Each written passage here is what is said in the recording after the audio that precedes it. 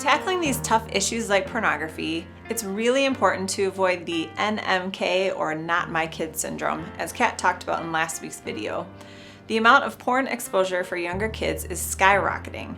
As a reminder, Bitdefender found kids under the age of 10 now account for 22% of online porn consumption among the under 18 age group, and from that exposure, the addiction only grows. It is normal to be curious about sex, and as we talked about last week, our brains crave those chemicals that are released when we engage with pornography. Our hypersexualized culture is so prevalent in the media that kids are consuming via apps, movies, or music lyrics. We have all been groomed by society to think that it's normal. You need to assume that your child will be exposed to pornography somewhere along the line. You can be the most vigilant parent in the world, monitoring their software to prevent an exposure, and your child could still be shown or accidentally stumble upon pornography at a friend's house, school, or on their bus ride home. So what will you do before this happens? First of all, you have to begin talking early and often with your children. It is likely they will be exposed to porn by 3rd grade. That may be shocking, but you need to be prepared if that does happen. One of the ways you can prepare is by reading a book with them that introduces the concept in an appropriate way. To do this organically, you can read the book Good Pictures, Bad Pictures by Kristen Jensen. This book is about a mom and dad who teach their child what pornography is, why it's dangerous, and how to reject it using age-appropriate language. It breaks this down with easy-to-understand science and simple analogies. It's best for ages 6 to 11, but we'd also recommend the junior version for ages 3 to 6 to start the conversation earlier. Perhaps a fun way to help solidify the difference between good and bad pictures is by having a goofy photo shoot with your child. Use fun filters if you want. As you look at the photos together, ask them what would make the photos you took inappropriate. What would they do if someone showed them a picture like that or wanted to take a photo of them? Help them develop a simple strategy for what they can do if that happens. Explain that they will not get in trouble for being honest with you and that you're not trying to ruin anyone's fun.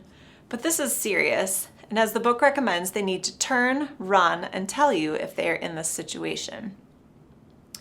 Most often, people turn to porn to avoid feelings of loneliness, inadequacy, lack of control, or boredom. As kids get a little older, teach them to be educated consumers. When they're watching TV and they see something they really like, ask them why. Challenge them to look beneath the surface and ask themselves, why do I want to consume this right now? What do I think this will do for me? If I am trying to meet some sort of emotional need right now, what is a more healthy alternative for coping with my feelings? Also remember that all of us want human connection. Porn tricks the mind into connecting with a screen, but we all yearn to be deeply satisfied by relationships and intimacy. Acknowledge this truth by modeling healthy relationships for your kids by showing them what they can expect, the good, bad, and the ugly. And explain that while human relationships are hard and can be messy, they are the real deal and are what will ultimately lead to joy and connection rather than disconnect and emotional numbness that comes with looking at pornography.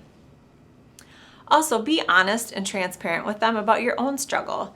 If you have a porn addiction or have experienced some kind of low-level addiction, talk about how hard it is. You are not accountable to your child if you look at pornography, but explain who you are accountable to and what that looks like. Why should your child agree to be honest and accountable when you aren't actively practicing it? This accountability with your child could involve setting up a phone or technology contract to outline your expectations. You can also check out the Fierce Freedom Phone Technology Contract video for families, which includes downloadable resources for you to implement into your family structure as well.